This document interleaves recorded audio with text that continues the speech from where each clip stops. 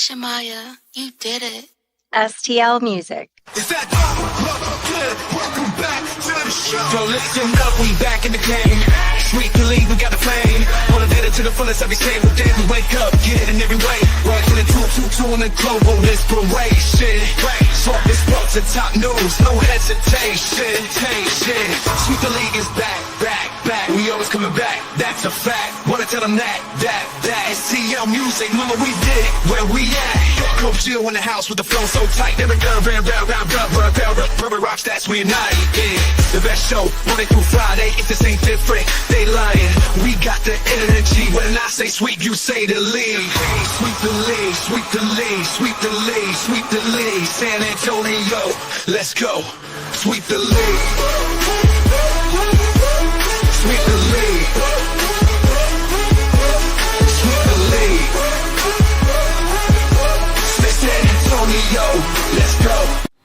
Hey, it's Rain Fernandez, and you're watching Sweep the League. Be sure to follow me on Instagram, Twitter, and TikTok, and Facebook at Rain Fernandez, Rayne Fernandez. 2, 1.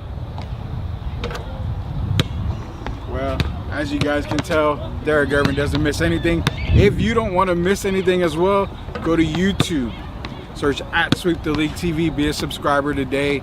We're giving away a bunch of prizes and stuff. Be a subscriber today so you don't miss, just like Derek never misses. Subscribe to Sweep the League. Hi, it's Sherilyn, and you're watching Sweep the League TV. Follow me on Instagram at official Sherilyn for more content.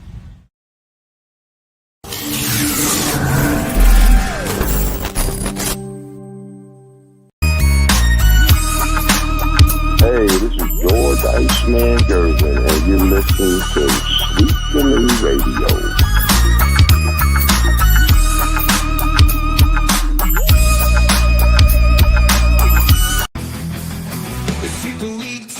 Legends collide. If the Cowboys fall short, we'll still ride the tide. Like Jordan in the clutch of Brady's last play. We bring the fire, keeping fans in the fray.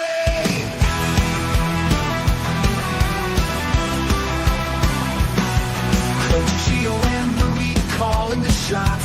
With Derek Irvin straight Hall of Fame thoughts. So hit that subscribe, don't sit on the bench. Get in the game, every highlight's intense. The live stream's on till your friends don't delay.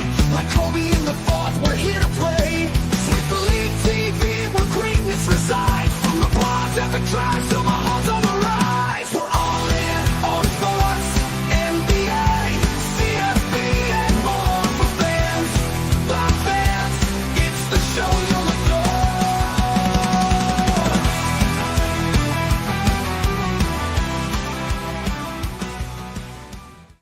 Oh, Sweep the League Nation. What is up, everybody? It's Wednesday. We're halfway through the week already, man. It's Wacky Wednesday. It's going to be myself. It's going to be the Hall of Famer, Derek Irvin. Man, today, this is my third show for the day. We dropped an earlier one with Dr. Scott Goldman out of AIQ. You've got to check out that Sweep Unplugged. It's amazing. It's assessments of athletes, and it's going to blow your mind. Put it that way. I'm going to talk about all the kids coming up to the draft, NFL prospects, NBA prospects. This is the Sweep Unplugged you need to take a look at. Also, our very first episode of Card Collecting and Collectibles with Matt Schillen from SI.com. That's right. Sweep the League Nation is going to be part of SI.com now because we're going to be doing podcasts with Jacob Eric, who's in the chat right now, and Matt Schillen. Pretty much weekly, we're going to have a sports card podcast. Wait, we told you guys we're growing, and we're not done yet. We got a whole lot more. So be sure to check out those episodes on our YouTube page or Sweep the League TV. Hit that subscribe button. Everybody's in here right now. Sith Lord Elias right on time. What's good, Rudy? Jacob Eric throwing up them hands. We love you guys. Appreciate you joining here. Let's not waste any time. Let's bring in the Hall of Famer himself, the man that makes me look good every single time we do a show here. That is Derek Irvin. What's up, Derek? Hey, how you doing? I don't know if that's good or bad, so I'm going to take it as good. You know what? It's not good. It's phenomenal, man. Without you, this show doesn't go anywhere. I'm guaranteeing that, Derek. Promise you. Thank you, man. I appreciate that. Yeah, all is well. Another day. A lot going on in the sports world, so Hey, I'm ready to get it on. Yeah, it's a lot going on. I didn't even realize, man. Last night we were talking and I ended up the conversation. We have CFP tomorrow. College football's tomorrow and Friday. I thought it was a weekend thing, but I forgot the NFL's got Saturday, Sunday booked for the playoffs. So, yeah, we got college football. We got to get into one of those games tonight, but we're going to go with the biggest game of the night, Derek. It just finished. Those damn Cleveland Cavaliers, my fighting Mark Prices and my fighting Brad Daughertys, they decided to stop the streak of Oklahoma City. And I'm not gonna lie to you. I prayed. I lit a candle, Derek. I lit actually multiple candles. I want this to be my finals preview. What about you? Well, right now they clearly we talked about it last night. For me, they clearly the two best teams in the league. I know some people still are going to mention Boston Celtics, but if we go by right now today, they look good, man. On January 8th, 2025, Cleveland, and now I got to tell you, they're 11-0 in the Western Conference. So I guess that would answer your question if they're legit or not. Yeah, they're legit, man. 11-0 against the Western Conference. They got a massive win tonight. Shout out to Joel Cologne. He's back. I was like, where has Joel been? Maybe Joel got lost in the fray somewhere. His back there of long hair. That's what's up, y'all. What is up, Joel? Appreciate you joining us back here. He says, just want to say as a man, I'll eat my crow. At the beginning of the season, I said that Derrick Henry would not be good for the Ravens. Boy, was I ever wrong. He's going to own it 100%. You know what, Joel? That's a good thing about sports, man. You give your sports opinion, you give your sports take, you stand by it. Sometimes it goes through, majority of the times it will go through, but sometimes we got to eat crow. I had to eat crow on this show already a few times, so it's not a big deal, man. Appreciate you coming back here on Sweep the League. But, you know, Derek, it's kind of funny because tonight just showed how the Thunder and the Cavs are not leaps and bounds better than the league, but you can kind of tell they're pulling away from everybody in the competition. This has to be, I don't want to say, I mean, based off of injuries, the only one you have to really worry about is Chet Holmgren. But like I said, even without Chet, the Thunder look good. This just has to prove that other teams that want an opportunity to make it to the NBA Finals, they're going to have to make some moves before the trade deadline. They have to. Well, they have until February 6th. Of course, we still got the Jimmy Butler situation hanging over our heads like a cloud. So there's a lot of teams going to have to make changes. Steph looked like he was just totally put out. If you looked at the video of him just walking around, looking at the crowd, like what's going on here? And so you got several teams. The Lakers, do they still have some things they need to address because they're still suffering on outside shooting? Several teams. Denver could use another guy like maybe a Jimmy Butler, someone of that ilk, I'll say. So there's several teams that want to be in the mix this year. Philadelphia is still a team that we have to reckon with, the Bucks. So, yeah, before February 6th, I expect a lot of stuff to jump off, and some of it's going to be very surprising. Do you think that the Jimmy move, I mean, really, he kind of pinned himself with a corner by saying, I'm not going to re-sign, an extension with any team, is what he's saying. Now, to me, that already says, you know what, I don't think I want you, because if I'm trading for you, if I'm giving up some assets, then I expect you to be around for the long haul. Unless you're going to a team, like, let's say this, unless he's going to a Wizards team or a team, at the bottom, where you're just going to get this year out of him and then dump his salary. You don't have to worry about it anymore, which opens up more money for you in the off season. I don't see that happening at all. The only legitimate team I see is probably Phoenix, where they can send Bradley Beal back. But Jimmy wants Jimmy money. And at his age, Derek, I don't know if you can pay him prime Jimmy money right now, because I hate to say a player is never worth it. I'm not going to say that. But I think his talents aren't going to be measured with the money he's expecting, if that helps out a little bit right there. Well, what hurts Jimmy in this situation is basically, backing himself into a corner. But if you look at Jimmy, it sounds like he wants to be paid for his playoff exploits. Yeah. And if you really look at his playoff exploits, they did get to a final, but they came up short. And he has been known. He's got a little playoff name now, Jimmy Buckets, and he's had a history of showing up in the playoffs, but they haven't won the big games. And when you start telling people that you only want to play certain places, that can affect the morale of the team, starting from the owners on down, and it also could tear up that locker room. So the team that brings him in, man, they're taking a gamble. As far as Phoenix, I do think that he fits fine with Phoenix, very well. But they have to figure out what they're going to do with Bradley Beal, because apparently they haven't approached Bradley Beal. Yeah. And out of his own mouth, he said if they talk to him, then we go from there, basically. And so it's up to these guys, James Jones, whoever it may be. If they don't want Jimmy, if Phoenix wants Jimmy, it's time to go for it. And if they don't, it doesn't look like Miami. It's interesting to see what happens when he comes off the 7-game suspension.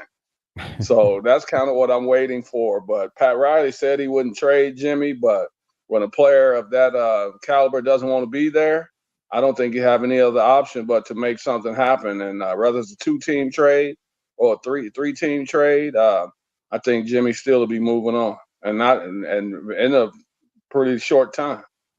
Yeah, I honestly think that he's going to be dealt before the 7-game suspension is done. I think Riley, the way I feel, it's probably going to have to happen in the next couple of weeks. I think the move's going to be made.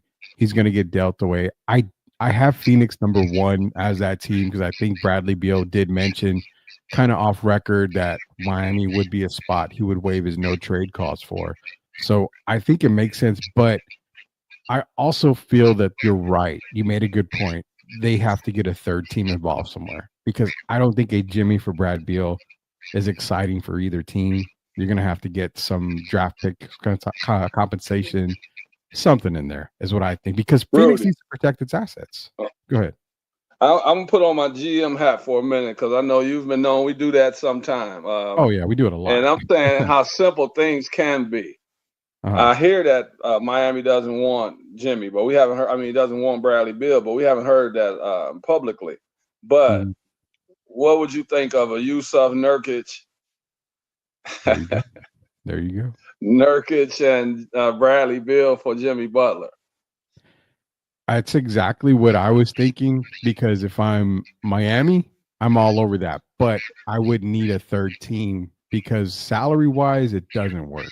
It won't work salary-wise. There's no way. But unless Miami's going to send somebody along with them, but even for the salary-wise, they could maybe throw in Duncan Robinson on that kind of deal. But to be honest, I guess let me put it this way. That deal is perfect, and I love it. I see everybody's comments. 210 lovers. Spurs looking good first quarter. As of right now, I've got it 33-30 Milwaukee. They're looking really good right now. They're hanging in with the Bucks. So we're going to get into more Spurs talk here in a little bit. Appreciate the update, man. Love that. Appreciate you very much. Jimmy Butler making $47 million in the next 3 years. Yeah, that's just too much right there. Is Jimmy even worth it? He's been traded several times in his career, and somehow it always ends wrong. Great point by Joel Cologne there. What I'm trying to say is, okay, so the Nurkic Beal is good. Jimmy goes back, but here's the problem I have, Derek. You're getting rid of Jimmy. You get Bradley Beal. Is there even an identity with the Miami Heat right now? Because getting Bradley Beal doesn't really make me, as a Miami fan, if I'm Pat Riley, I like it because I get a troublemaker out of my locker room. But Bradley Beal doesn't, make me feel any better and more confident that the team's going to be better. So I don't think Pat Riley's you also getting another killing 2 birds with 1 stone. The reason I say that is because Bradley Beal can shoot the ball. And I don't think Jimmy's style of play really fits the Miami Heat of 2025. I think they want to be more of a fast-paced team, and they can't be that with Jimmy Butler, because we know Jimmy is not the fastest moving guy, I'll say. And then some of his one-on-one moves are not precision. They're kind of slow, And so I think it kills 2 birds with 1 stone, because you can move Bam Adebayo back to his natural position, which is power forward. And I think it would be something good for Nurkic. I think he would fit their style of play. Pretty deep roster. You still got Caleb Martin. You got is it Caleb or is it wait? You got Highsmith. You got Jovic, who's been playing more lately. Oh God, I remember you and I. So you got a roster. You still got Jaquez. You got Tyler Hero. I feel if you add Bradley Beal, who's been a proven 20-point scorer, and then you add up Nurkic, at least some kind of rim protection against most teams, I'll say. I think right now that would at least make them a better team for the year. Yeah, I mean, it's not going to put them over the hump when it comes to a Cleveland, a New York, or a Boston, but I mean, it would make them better. I just felt like, Pat, Derek, Pat Riley, man. He's got to make. He's kind of like not the modern day, but the calming version of a Jerry Jones. He's got to make that impact. And if I don't know if Jimmy gives Riley that gut feeling that he likes, knowing that, to be honest, Pat kind of has the cards in his hand right now when it comes to Jimmy. He's kind of waiting for the best deal on the table, I would think. Yeah, I'm not a big fan of Pat's, man. The guy cost my brother 2 MVPs in the All-Star game, so I'm not a huge fan, but he's a businessman, and that's why it's taking so long. He's going to make sure getting rid of Jimmy is one thing, but getting something of value in return is another thing. And Pat Riley's not the type of guy to just let Jimmy basically go for nothing. So they're going to milk it as long as they can. I'm sure they're on the phones today and yesterday, trying to make a deal that fits and it'll work for both teams. But I do think Jimmy doesn't want to be there anymore. He said that not only with his mouth, but also his body language. So I think they have to make a move and try to salvage this season. Because really, right now, Rudy, if you really look at it, what better chance would you think that your team has a chance to contend? Cleveland, a lot of people still don't believe in Cleveland come playoff time, kind of like the Ravens. We'll get on that later. But, I mean, what right now is a crapshoot. So if all I have to contend with is basically the 2 teams that played tonight, Oklahoma City and Cleveland, I mean, I might want to go for that. That might put them over the Knicks, might put them over Milwaukee. That's a gamble sometimes you have to take. And I think if they're thinking that way, that's why it's taking so long. But I do still think I can't see Jimmy finishing out the season. I just don't think that works. Yeah, I don't see him. In fact, like I said, I think in the next 2 weeks we're going to see Jimmy probably being dealt from Miami. Where it is, we have no idea right now. Hall of Famer Derek Urban, Rudy Campos Jr. sweep the league on a wacky Wednesday edition, talking about some NBA basketball. Now, it's rare and it's weird because you and I live in San Antonio. We're Spurs fans, obviously. George Gervin, part of the family here, and we hardly ever talk about Spurs. And I'm thinking, let's give the fans a little what they want. I don't know if you were able to catch the Dan Le Batard show the other day, and he was talking about Wemby. And I've got the comment here. I've got the video. So let's play the video. We're gonna talk a little Spurs, a little bit of Wemby here. So for you Spurs fans out there, it's 38-35 Milwaukee up on Spurs by 3. Get a little bit of Spurs talk. Here's Dan Le Batard talking about Wemby. It surprised the hell out of me. Very soon, we do all understand, if not injured, that Wemby is going to break all of the records. And what Wembanyama is doing through 100 games. Listen to this, Stugotz. Through 100 games. Yep. More threes through 100 games than Clay, than Steph, than Durant, than Irving, than Harden, first 100 games of their career. More blocks through 100 games than Shaq and Dikembe and Hakeem. More rebounds than Karl Malone and Barkley and Kevin Garnett. More points than LeBron and Durant and Wade and Duncan. He's 21. He's growing, maybe still physically. What he is going to do to the sport if he doesn't break is just break all of the records, because that is an extraterrestrial playing basketball.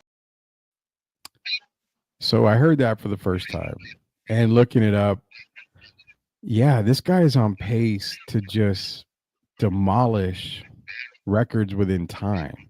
And it brought up the question: you have a 7'4" guy. We've never seen longevity for players above 7'2". It's very tough. Their bodies tend to break down quicker. They tend to have a lot of back problems, leg problems, foot problems. And it's a concern and a legit concern. But thinking about it, does he still have that longevity in your mind? Or do you still have those doubts? Because personally, it's year 2. He's been okay. He's been injured a little bit, but I'm kind of surprised that we haven't seen, the breakdown yet like we had in the past. Well, I'm not really surprised because he doesn't have a big injury history over the course of the last several years when people became enamored with Victor Wembanyama. So I think he'll be okay. The timeline, I don't know because we got to see how it goes, how his body feels out, and all those kind of things as he matures in the NBA. But as far as breaking records, he'll be breaking a lot of records. He won't be breaking too many of Wilt Chamberlain's records. No. But he'll be breaking some records. And then, like the 3-point stuff, I don't take that serious because he's not shooting as good a percentage as Steph and Clay have shot over their careers. So sometimes you take more shots. It's like Draymond has more threes than Bird. But we know Draymond is not half the shooter of Larry Bird. It's called attempts. So, but Victor right now is on the right path. He's definitely made the Spurs better. I would have him in the MVP voting if they were to continue the way they're playing this year. He's gone right now. I think he's already pretty much cemented the defensive player of the year. You and I talked last year about his rebounding could improve. He has improved it. It's still not consistent enough. But we've seen him take leaps and bounds already from last year. And I think he's going to continue to ascend. We'll find out what happens as the years go on when they bring in new players like I expect next season, and we go from there. But right now, I'll definitely say he's on the right path. Yeah, he is on the right path. He's putting up some really good numbers, some really remarkable numbers. I mean, the blocks alone is just like, holy cow, man. He's on pace to really be a beautiful player for the game. We'll put it that way. Joel Colonna saying we gotta get Wimby legitimate help, another star. It's on its way, Joel. Hopefully he's on his way, Joel. Castle is a nice piece as well as Vassell. I don't think anyone else should be untouchable trade wise. Honestly, my GM hat tells me that even a player like Devin Vassell is trade bait in a sense. I mean, if you get the right deal in front of you and it makes you a better team and you win now, and it sets you up for the future if it costs you Devin Vassell. I mean, it's a business, man. At the end of the day, it's a business. And I've been dogged so many times for saying I would take calls on Tim Duncan and David Robinson. I would take a call on Victor Wembanyama. Doesn't mean I'm doing anything. But as a GM, it's your job to take calls on everybody, no matter who it is. And in this game, I mean, if, like I said, if you're offering – hell, you give me Victor, and I'll give you, who Durant and Booker and all these guys and draft picks. I mean, if you're gonna win now, you're gonna win now. It's saving your job basically. But I mean, yeah, in essence, Victor's not touchable. You can't really trade him, but I do understand that. Go ahead, Derek. Rudy, let me ask you this quickly. What about a 2025-26 lineup consisting of Victor Wembanyama, Jeremy Sohan, Jimmy Butler, De'Aaron Fox, and if they were able to hang on to Devin Vassell? Can I be critical of it and say I like it if Vassell was your sixth man, and I would put Steph Castle in that starting five? Well, then you can alternate, put Steph in there, but now you got Fox, you got Steph, Jimmy, Sohan, and Wembanyama as a starting unit. Is that a winning recipe? That I can tell you right now. Improvement, right? That would be a massive improvement. I would have them top 6, maybe 7 in scoring, offensive rating, and probably 1 or 2 defensively, easily. I mean, I defensively, that team, that's a pest right there. That is a huge pest. If you look at the defensive rating for those guys, that would put a lot of teams back in the 80s, 90-point range, because they can definitely stop the ball, and they are definitely ball hawks on the defensive side. On the offensive side, I mean, you've got the only thing I would think you would lack on the offensive side, which maybe Devin would be better at, is shooting. But outside of that, I mean, they can attack the basket. That fast break would be tremendous for that starting five. I like it, man. I like it. I would definitely say that would be a good way to go. Problem is would Jimmy re-sign with the Spurs for long term? That's the only issue. Joel Collins says, I Man, are you wouldn't touch serious? Jimmy. Yeah, with a 10-foot pole. Fox, heck yeah, he would take De'Aaron Fox, but he wouldn't touch Jimmy. And I think that's kind of what Spurs fans are talking about. They wouldn't really want Jimmy Butler. I know problems and all that stuff, but I mean, Look, Spurs fans man, are look, we've had players through here, man, that didn't measure up to half the player that Jimmy Butler is. And I think if you got Jimmy here, you know when he comes, he's only got 3 years left in his career anyway. pretty So if much. you want to gamble and win right now, you know what he would be for the Spurs? He would be like the Golden State's Draymond, as far as like the enforcer and those Yeah. kind of things. I think that will make it easier for Victor. You got Fox, you got Castle, who we know is a dog and only going to continue to get better, and you got Sohan, who's this era's version of Dennis Rodman. Don't get it twisted now. I'm not saying he's Rodman all the way, but very similar his style. He doesn't worry about scoring a lot, even though he's capable of scoring. He does all the little things, even like like PJ Tucker used to be. And when you got a team like that, it takes a lot of pressure off Victor. And of course, we would have a fourth quarter guy by the name of De'Aaron Fox, who was the leading scorer in the fourth quarter last season. Yeah. I mean, the lineup is sick. I would definitely take that lineup all day. Playoff Jimmy is for real. Yes, he is. And Tim's trying to get you on your best side every single time, Derek. He says, wait, you put Derek Gervin with De'Aaron Fox, Jimmy Buckets, Wimby, and Champagne, and then that would be the ultimate lineup for the San Antonio Spurs. Tim, my man. And I like Champagne, by the way. I think he's definitely increased his trade value. I don't even know if I want to trade him because it's a three-point shooting era, and he shoots the ball quite well, and he defends. So if I'm really the general manager, I'm trying to do what I can. And I'm going to be honest about this, Rudy. You know, a couple years ago, I told you if it came down to Vassell or Keldon Johnson that I said Vassell would be that guy out of those two. And I still believe that. But, man, I might have – it came down to having to give up Devin or Champagne. That would be a conundrum for me, and mainly because Devin has been a little banged up over the course of the last 2 years, and I wouldn't want to lose Champagne, so that would be something I would really have to sleep on.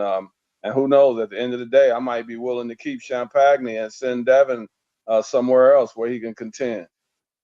You heard it here first, man. I can't disagree with that. 210 Lover. San Antonio has the best medical staff and the best medical practice facility. They do. They got one of the best medical practices, doctors and all in the NBA. So, yeah, and that's another thing for Wemby. You know, they're really good about taking care of injuries. And Wemby, I think, is, you know, he's not your typical 7'4+ player. You know, he doesn't do a whole lot of wear and tear on the knees, banging in the post area, you know, like George Mirasan and Sean Bradley were all post guys. Wemby's a little bit different, so that could spell the reason why his longevity might be longer with the Spurs. Talking to Derek Gervin, Hall of Famer Derek Gervin, Rudy Campos Jr. We come to you every single Tuesday through Friday, sometimes on Monday at 9:00 p.m. on our YouTube. Search Sweep the League TV. Hit that subscribe button. Sponsored by MCS General Contracting. Rudy, you know how many hours Derek and Castle would be in the gym?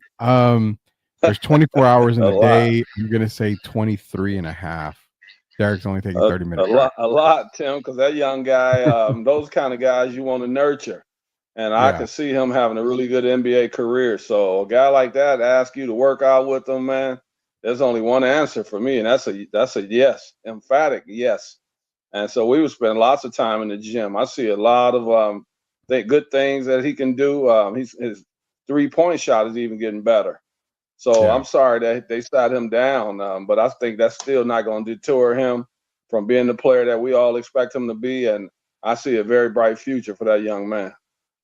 Oh yeah, I really do too. And we still got some CFP. We got a CFP game tomorrow, Penn State, Notre Dame. We'll get our picks in for that later on. Also, we got a couple other things we're going to get into, but I got a caught off guard moment for you, Derek, that involves the Spurs. Let me see if it maybe rouse you up a little bit here. Let's go here. Caught off guard.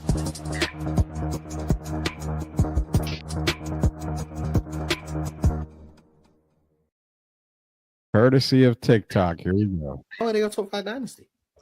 Mars, they won 50 games for 20 straight years. Mars, didn't miss the playoffs. Oh, regular season dynasty. My bad. Regular season dynasty. They won 5 championships in the process of doing that. Mars, that's once every 5 years. 5 championships in 15 years. That's once every 4 years. They're winning the NBA championship. That's no big deal, right? And winning 20 and winning one in every 4 years. So they win a championship like it's the Olympics and that's a dynasty. Like, come on, man. Mars. So what they got? 99, 05 dynasty. What we talking about? All right. Okay. Top 5? 99, 03, 05, 07. Well, let's just keep 14 out of it. 07, 05, 03, 99. That's not a dynasty. You're right, Mars. No, they cool. I said how they top 5. What are the 5 dynasties better than that? Russell Celtics. Go, Mars. Who? Russell Celtics. 100% the 60s. Mike and Lakers. Mike and Lakers. Oh my God. Oh, so then tell me. So then tell me you just don't care about NBA history then. Showtime Lakers, Jordan's Bulls. Right? We all in agreement, right? That's 4. We're all in agreement. Not necessarily in agreement, but keep. No, we're not all in agreement. Maybe you 4 are in agreement, but I'm not. 5 chips in 6 years, nah. But 5 in 20 years, yeah. So then you got pick your dynasty. The Lakers in the 2000s, the Golden State Warriors, the Bird Celtics. Pick one of those 3. Better than the Spurs. And, we're caught off guard by that. So the dynasty, Spurs have always been considered a dynasty, whether it be championships. I mean, the 20-year run of 50-plus wins, they still get disrespect from a lot of people around the world. Ranking the dynasties, man. I mean, I don't see how I can put, 4 teams. I mean, I can't see how I leave them out of the top 5 dynasty wise. So that's why I come to, your former NBA player. You cover the game. You know a lot more of the game. You and I know the history of the game, a lot together. But coming to you about it, they've got to be in the top 5, right?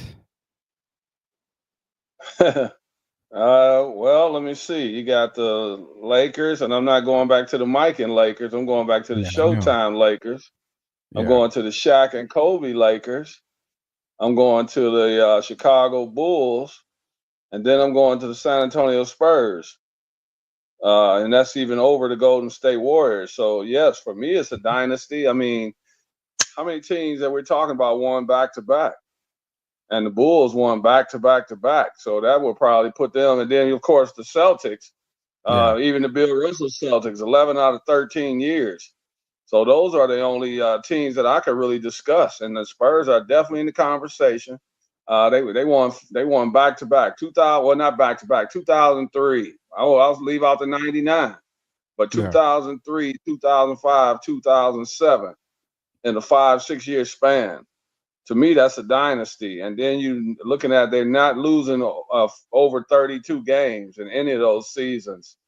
And we look at what they did. They're 1 shot away from being 6-0 in the finals. 1 shot, and it's so similar to me, Rudy, because if you look at this shot, when they threw it back out to Ray Allen, did it remind you of a shot that made the Spurs famous? Oh, God. A guy by the name of Sean Elliott with the toes up in the air, the heel up in the air. Yeah. People never talk about that, but I do. It reminds me of that. So we're that shot away from being 6-0 in the finals. So if we were 6-0, I think teams will be saying that's a dynasty. So I don't know why 5-1 is not a dynasty. No, they are definitely a top 5 dynasty. I don't understand how anybody can make a case at all at them not being a top 5 dynasty. But, if you want to throw the what ifs, because remember, the Spurs technically should have 8 final appearances. I mean, let's put it this way, 8 final appearances. They have 6, right? So they would have had 2 more because you got the Derek Fisher 0.4, and then you've got the Manu foul on Dirk. Dirk, yeah.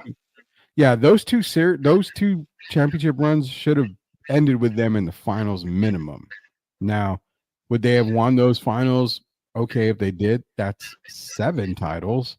And then a pop brain fart and a Ray Allen 3 is another title.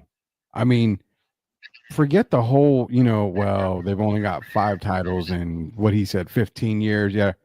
No, man, there was a run that dynasty and that Spurs team was damn near unbeatable, and they beat themselves. I mean, Manu foul and Dirk, they beat themselves. The Ray Allen thing, they beat themselves.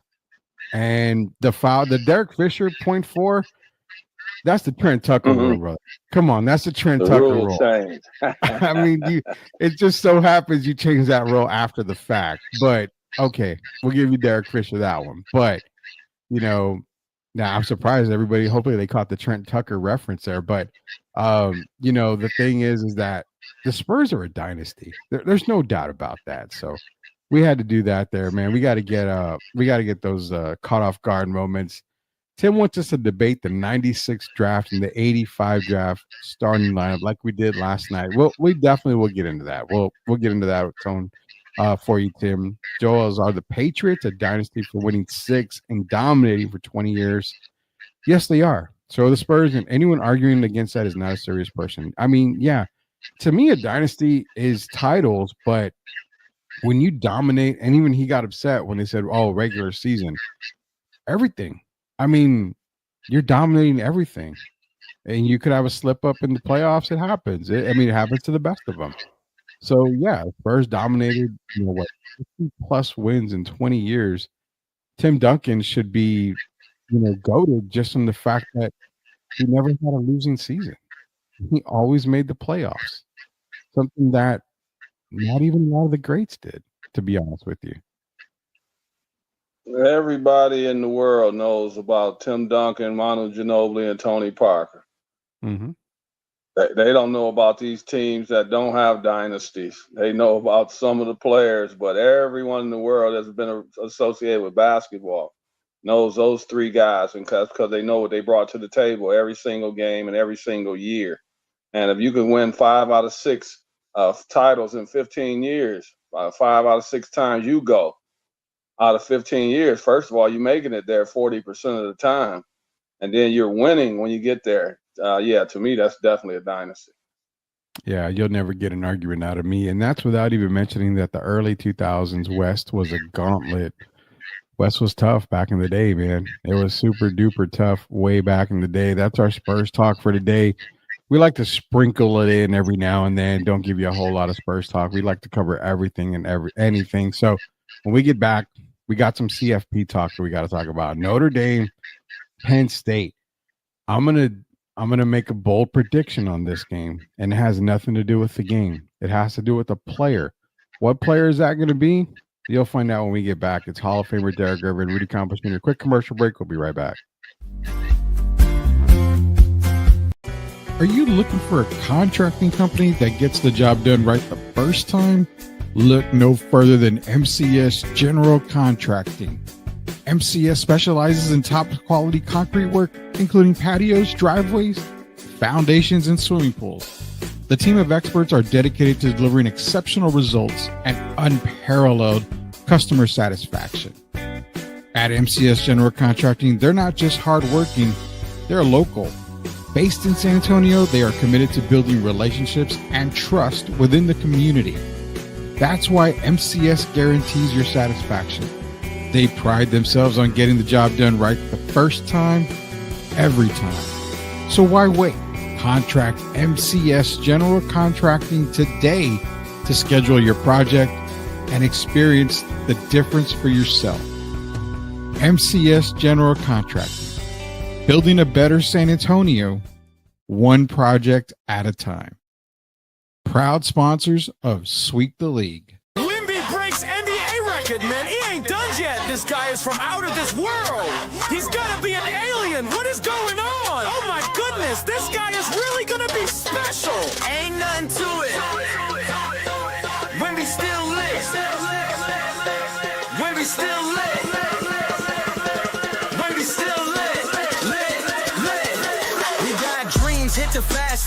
Flip the stairs, real pain, no fear. We steady making it clear. I'm the captain, nice to meet you, but I make chess moves, no snooze. Bless you, we turning the impossible to possible. Doing what we do, call me Wemby, alien, flow too quick. You can't see me, just saying. The only thing that is your season, come see me, trust me, we too lit. You are watching Sweep the League TV. Make sure you subscribe and catch our new videos. Sweep the League TV with Rudy Derrick and Coach Gia. Let's get back to the live show. You are watching the best in the business. All right, guys, welcome back to Sweep the League. Wemby the Future has been released. It's out wherever music is available, part of STL Music's program.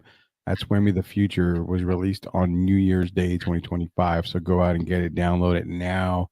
Shout out to MCS General Contracting, again, proud sponsors of Sweep the League. Derek, we've got CFP tomorrow. And the very first game that we're going to have to talk about, we'll cover the Longhorns and Ohio State Buckeyes tomorrow night, is the Nittany Lions of Penn State going up against the Fighting Rudy Rutgers of Notre Dame, the Fighting Irish. Here, I like the matchup here. I really don't think the national title championship is going to come out of this game right here. I still think the winner is going to be between Ohio State and Texas. But, you know, Franklin from Penn State made a very interesting comment during that press conference saying that he feels that all teams should play a conference title game in order for them to get into the playoffs, or no one plays a playoff game. I mean, no one plays a title conference game. You just kind of go with records and records in, records out. Do you feel, and again, he said it was no job, no disrespect to Notre Dame's coach at all. No disrespect to him at all. But do you feel the same way? I kind of feel like Notre Dame being an independent helps them more than anything. And I do understand where he's coming from. I would like to see Notre Dame in the conference, but is it that big of a deal? Well, looking at the playoff this year, and I don't really think the conference is a big deal. I think records matter. And we saw that how some people were upset with Boise State and Arizona State being in the Final Four, one of the first 4 seeds. And I don't know, man. People just want to see good competition. And I think the records overall, and as we know now, strength of schedule is what more teams are going to be focused on. So the way the game is changing right now and moving forward, I don't really think we need those conference championships and taking a chance of getting someone injured and then they're out of the bowl games. I'd rather just get to the bowl games, to be honest about it. Yeah, I think that's probably one thing I don't mind. Taking a week off a little extra early, no conference title. If you're the best team in the conference, you're the best team in the conference, and kind of do it like the NFL does in pro ball. If there's a tie at the end of the year, conference record, who has the better conference record. If not, percentage of this, percentage of that, they can figure it all out. There's really no need for conference titles anymore. NIL is going to really kill a lot of stuff. That could be one of them there because, I mean, hell, Derek, you already got players not wanting to play in bowl games because they want to transfer or they want to go pro and they want to do this and that. So as much as I love NIL because players are getting paid, it's also a very tough thing to go through. But nonetheless, you got Notre Dame, you got Riley Leonard, you got Penn State, you got Drew Aller at quarterback for both teams. I'm going to make a bold statement here right now. I'm giving everybody my Colin Cowherd statement right now, if everybody wants to listen. And that is if Drew Aller declares for the draft, which I think he might, he will be the second quarterback taken after Cam Ward, not Shedeur Sanders. I've looked at the film. I've studied it lately. This kid is the real deal. I'm not talking Daniel Jones real deal. So Gio can't give me crap about that. I'm talking Drew Aller, to me, is the real deal. So that's my bold statement. Notre Dame, Penn State, Derek, are you going to maybe go on the Penn State side of things? Are you going to try to maybe go with Riley Leonard and the Fighting Irish? Which way is Derek Gervitz swinging on this game? Well, I've talked about these two teams all season, and I didn't figure they'd be meeting up, but here we are. Winner goes to the finals, basically.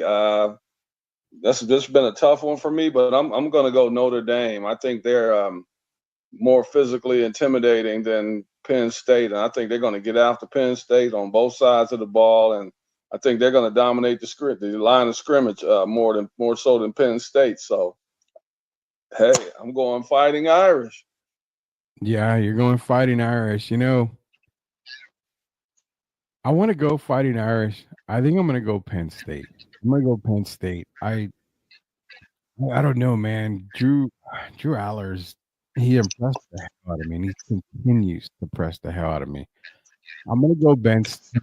We kind of got opposite picks on this game tomorrow. It's going to be a fun one. Winner takes on either Ohio State or Texas, which, again, the national champion, I feel is going to be one of those two teams. I mean, Ohio State. Let's get it a little bit hyped up for when we talk about it tomorrow. You have the best offense, passing offense in Ohio State against the best passing defense in Texas. Something's got to give. You have damn near three top round picks on Texas' side of the ball. Jadae Barron is going to be a first round pick if they're smart. If teams are smart, he's going to be a first round pick somewhere in there. The other two guys, I mean, they're could easily go top two, but Ohio State has two receivers that could easily. One of them it can't go in the draft for a couple of years, but you know, Emeka Egbuka, and I messed up his name. I know I did, but he's a first round pick as well. He should be. I mean, the game's going to be a classic game. I can't wait for Friday night. So that's the preview. Derek's taking Notre Dame. I'm taking Rudy. Go ahead, buddy. I heard you say that Texas has a good running game, right? They do have a good running game. They have to use it, but they do have a good running game. Well, as you also know, Ohio State has a really good run defense. Yep. So something's going to have to give. And I still have questions about McEwers, kind of like I do about Carson Beck. When you make him get back in the pocket and have to throw the ball, or sometimes you get him on the run. I still think that those are his weaknesses. And I think Notre Dame's going to exploit his weaknesses. You and I both picked Texas to win the championship, but going by how they've been playing these last several weeks, Ohio State looks like the best team right now. And I would favor them a little bit over Texas. I just think they're going to punch Texas in the mouth early. And, yeah, I'm going to go with Ohio State. Yeah, you're picking Ohio State early. I'm gonna stick with the Longhorns. I'm gonna stick with the Horns. Ohio State's playing magnificent right now, but if we're making our picks early, I'm definitely gonna take the Longhorns. So you and I are gonna be on opposite sides of the field when it comes to college football this weekend, which I love very much, man. I love when you and I are on opposite sides of the field. Makes the games fun to watch. We get to cover them normally like we do. Talking to Derek Gervin, Hall of Famer Derek Gervin, Rudy Campos Jr., and you know, there was a subject, man, that I really wanted to get into it with you because it's a sore subject for a lot of people these days, and it deals with Steph Curry. And you talk about the point guard position. He's all-time point guard. I've even seen today, well, if you're talking about all-time, Steph Curry is the all-time point guard. Well, no, he's not. He's really not a point guard, and I got a couple of videos talking about it. But also there's a video that I want to show you as well that talks about Steph not being generational. To me, that was kind of like, okay, we got to get some opinions on that. Steph Curry talk coming up here. But before we get in, you and I talked about WNBA players. I don't know if you know Kara Reynolds in high school right now, getting ready to go play for Purdue. Did you see the stat line that she had recently? Yeah, it's crazy. It's a quintuple double? Is that how you pronounce that? Yeah, well, yeah. I could quintuple double, yeah. Quintuple double, which to me is really crazy. And I'm gonna bring it up on here. I had some highlights for it, but I think what we'll do is we'll just bring up the actual stat line because the stat line itself is just super duper crazy and goes to show, man, that the WNBA it's right around the corner. 14 points, and she stands, I think, 6'4", if I'm not mistaken. 14 points, 18 rebounds, 12 assists, 11 steals, and 10 blocks for a high schooler. She will be attending Purdue University. Yeah, this is going to be a kid to be reckoned with if she continues on this path, Derek. Well, hopefully, Rudy, because we got to look at also we got to factor in the competition a lot of times when we see stats like this.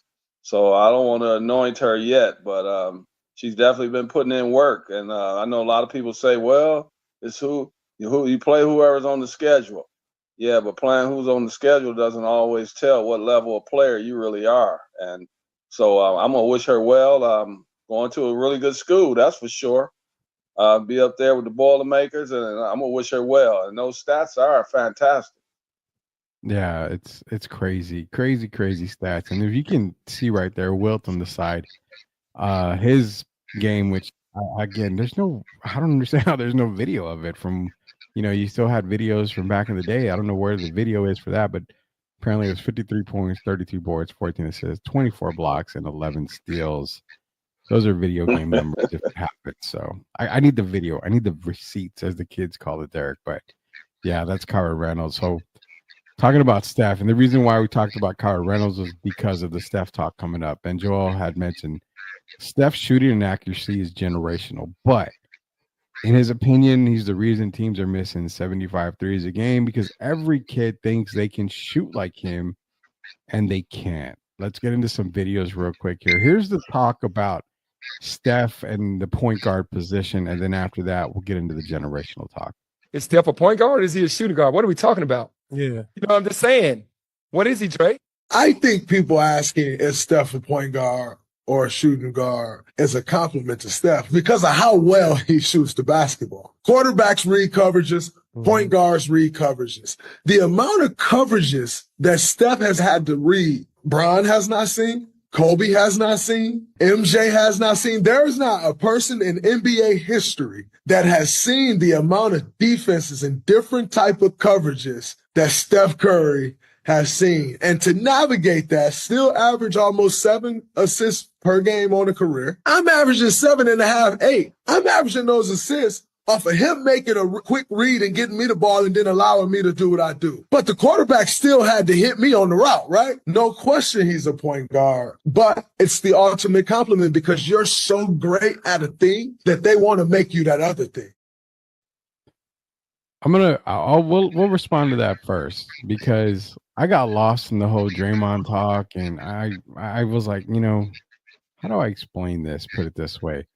I'm going to let you get on the Steph Curry point guard, shooting guard talk here. Well, I've told you on many occasions that it's not going to be any different this time. Steph is not a point guard. And perfect timing as well. How many assists did he have last night? 0.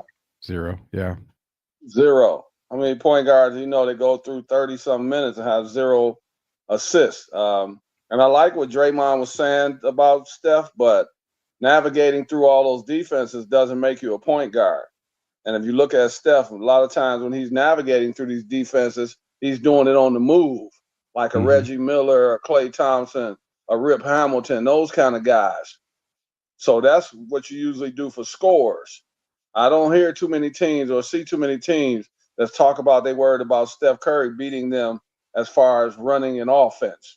They talk about him shooting the ball and his shooting range. And for me, I got a brother that's been in the Hall of Fame as a shooting guard. And if you look at what Steph does first, that's shooting guard. And Rudy, you even heard Draymond just said himself. Didn't he just say he averages more assists than Steph? Yes, he did. So who has the ball more in their hands to facilitate? That's Draymond Green. So that right there tells me he answered the question for me. Steph is a great player, has been throughout his career, but Steph point guard is not what he is. James Harden is playing point guard right now. And we've also seen James Harden as a shooting guard. And I know what a shooting guard looks like to me. And Steph Curry looks like the version of a shooting guard similar to Allen Iverson.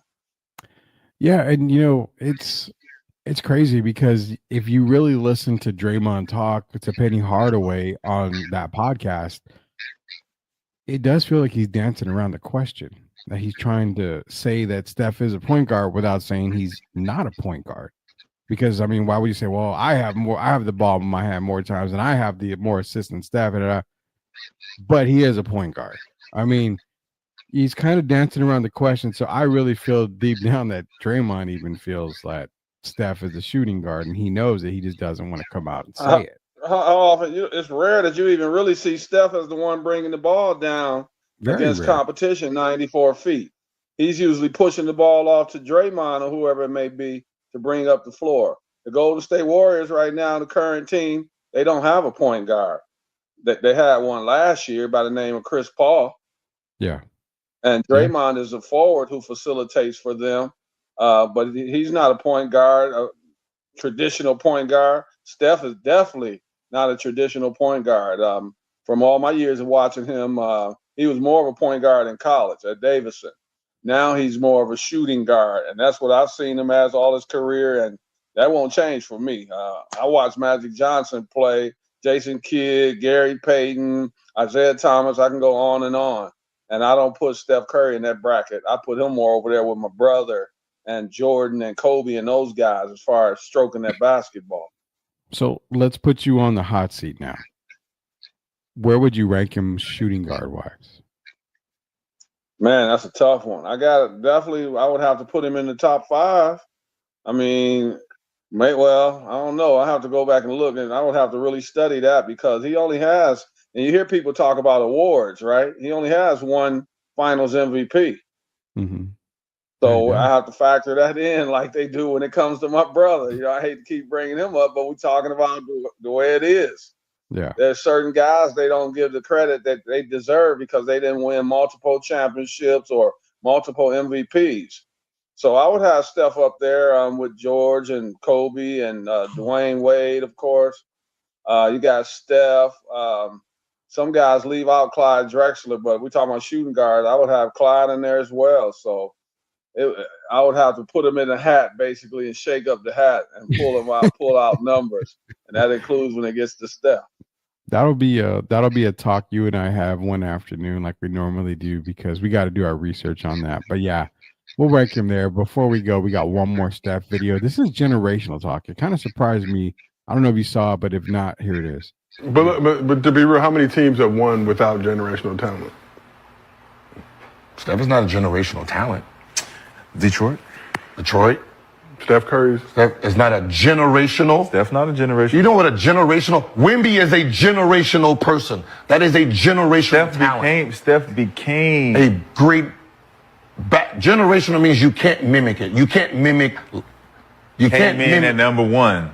Well, you said you can't. Can you mimic Magic Johnson, 6'9" point guard with the vision? No. You can't mimic Shaquille O'Neal's body. Kareem You can't mimic fucking LeBron James. You can't mimic Wemby. Those are generational. I agree. It only comes once every. Right. So there's only 5 or 6. Kill is based on like physical traits. Okay. Physical traits is generational. Like somebody. So the talk of generational, I've always told you, and I've told the audience for Sweep the League Nation, I don't use generational very often. I still haven't used it for Wemby. It's getting there, but I have a higher standard, in my opinion, only when I talk about generational talents. And when it comes to Steph, I always hear the same thing about the kids and everybody. Hey, quickest shot, great shooter, yada yada. I've seen this before. I've seen the exact same thing before. So to me, if I've seen it already, it's not generational. And I agree with Gilbert and Rashad McCants on that. Well, I don't know where you've seen it before. Steph, I haven't seen a guy that can shoot the ball with range off the dribble. like he does. I've never seen that in my life.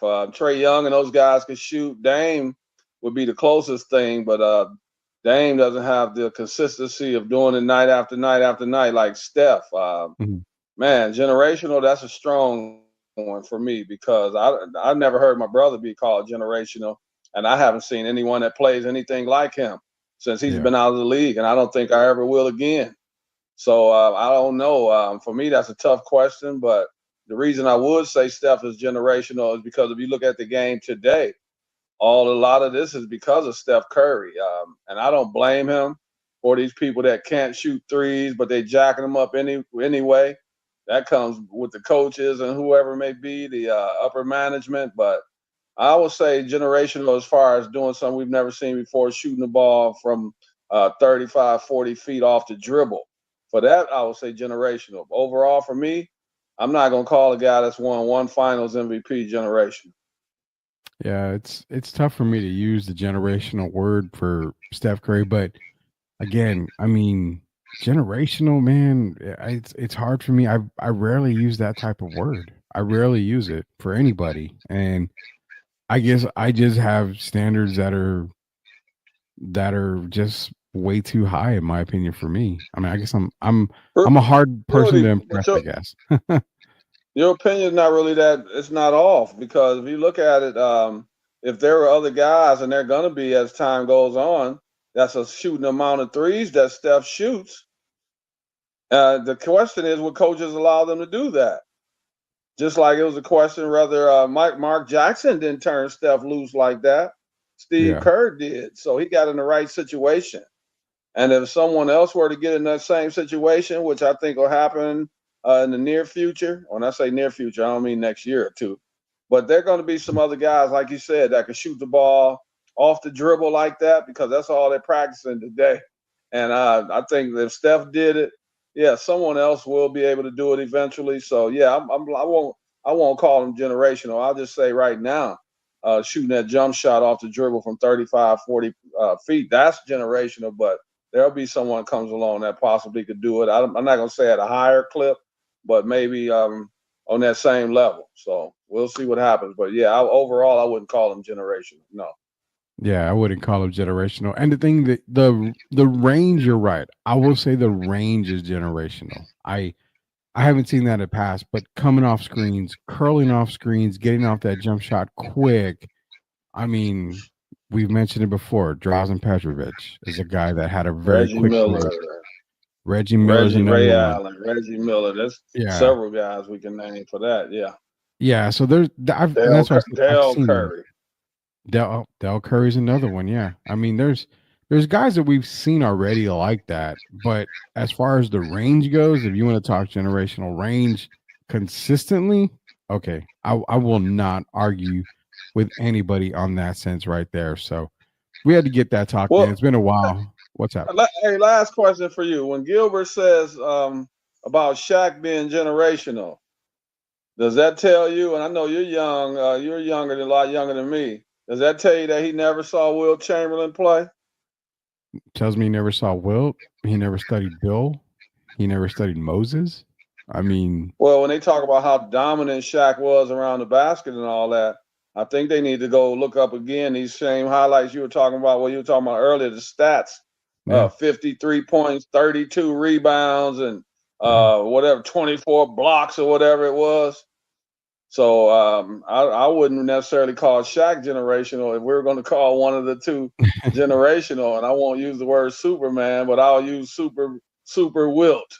Wilt Chamberlain would be the one I would call generational. Could run the floor, high jumper, could play volleyball, could do it all. That would be my definition of generational. Wilt Chamberlain over Shaquille O'Neal. And he also starred next to Arnold Schwarzenegger in Conan the Barbarian. He could do it. Man could do it all, man, for a 7-footer. I mean, wasn't much he could do. You know that he couldn't do. I'm sorry. No, you're good. You know the pushback that I hate, Derek, so much when talking about a Wilt Chamberlain.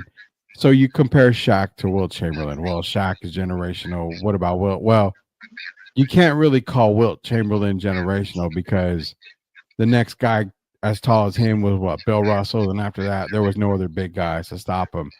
I hate that because you're penalizing the guy for being in an era where height wasn't there. Obviously, the training wasn't there. You know, when Shaq was here, you had Robinson, you had Olajuwon, you had Ewing, you had big boys in the paint. When Wilt and Russell were playing, I mean, back then they weren't. I don't think they were in the Mikan era, but I mean, you only had a few big guys, so They you had can't some big men penalize though, them. Rudy. What's that? They had guys like Walt Bellamy. They had big guys back there that could play the game. You just don't. They just not as popular today because, as you know, they don't talk about the old school. But yeah, no, Wilt had some competition back there. It wasn't just Bill Russell. Bill just happened to be on the best team. But there were some other guys that could play really well back there that Wilt had to contend with, like a Nate Thurman.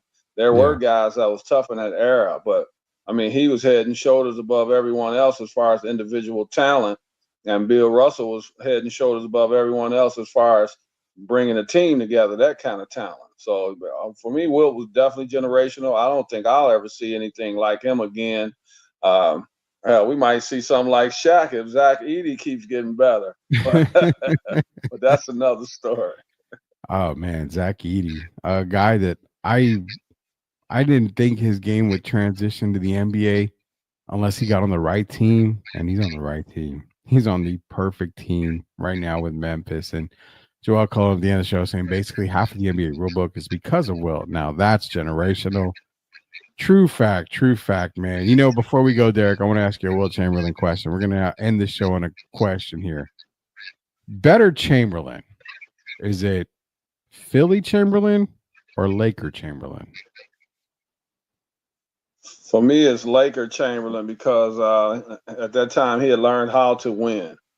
And, you know, when he was playing for Philly, he was more athletic and all that, but he wasn't bringing the guys around him. He wasn't necessarily, I won't say wasn't making them better, but not to the point where they could contend with a team with 7, 8 Hall of Famers on it. And so sometimes he doesn't get the credit he deserves because they weren't beating Boston.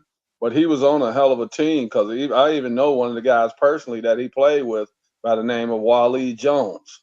Mm-hmm. And Wally was back in that era playing, you know, there were some other guys that he had on his team that were really good players, Hal Greer.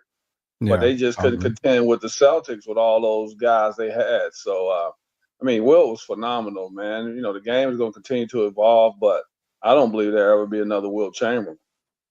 Videos or no videos. No video, whatever. There's never going to be another Wilt Chamberlain. But I guarantee there's one thing that will be. There will be more Sweep the League later on this week as well. As we got more coverage tomorrow. We'll break down a little bit more of the Texas Ohio State game coming up on Friday. We've got playoff weekend coming up.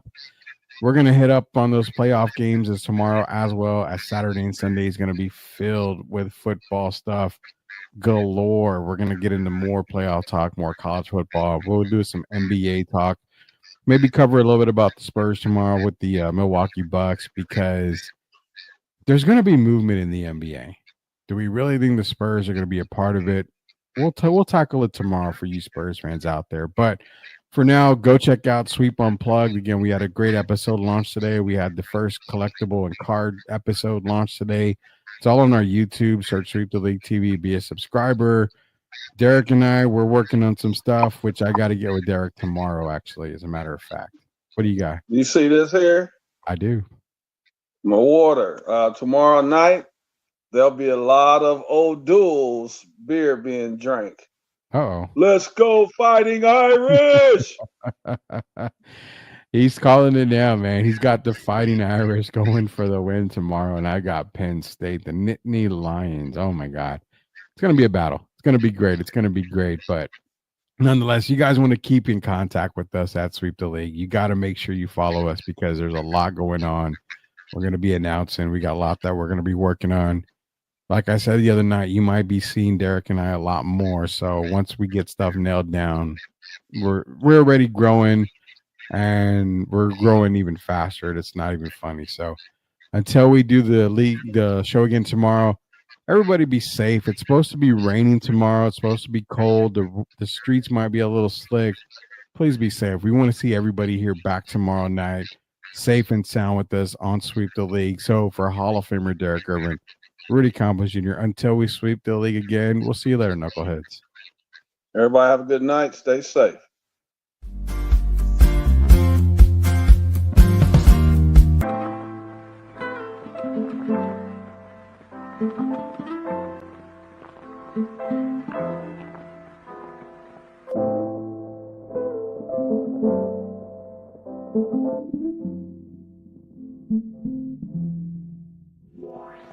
Some are born with silver spoons in their mouth. I was born without a house in the access of South in your mouth. Might get fixed to say some slick shit, but please know we known for fights and clips and shit we slick with. It's story time, I sound like Slick Rick, but the animals get mad at you, emotions turn tangible, and then I hope your casket movable. A fully automatic getting emptied out and taking half of you. Don't hold your nose.